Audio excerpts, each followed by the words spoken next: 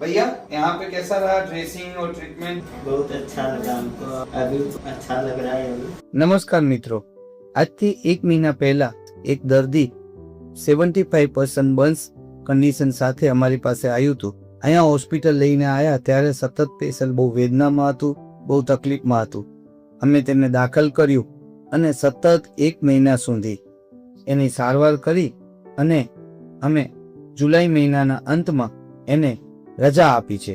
બર્ન્સના પેશન્ટના જે આ ટ્રીટમેન્ટનો સમયગાળો હતો એમાં બહુ બધા ચેલેન્જીસ હતા, જેમ કે બર્ન્સના દર્દીઓના કિડની ફેલ થવાનું, લીવર ફંક્શન ડિસ્ટર્બ થવાનું, સાથે સાથે જે બર્ન્સ એરિયા છે તેની પ્રોપરલી ડ્રેસિંગ કરવા પેશન્ટને એ સમયની પીડા, સાથે શરીરનો સોજો આવવો, શરીરમાંથી પ્રોટીન વેસ્ટ થવું, બ્લડ શરીરમાંથી ઉડી જવું, એટલે આવા અનેક જાતના વિઘ્નો હોય છે. એટલે બર્ન્સના દર્દી કોઈ એક પર્ટિક્યુલર એક ઓર્ગન પર નહીં પરંતુ આખા મેટાબોલિઝમ પર વર્ક કરવું પડે છે.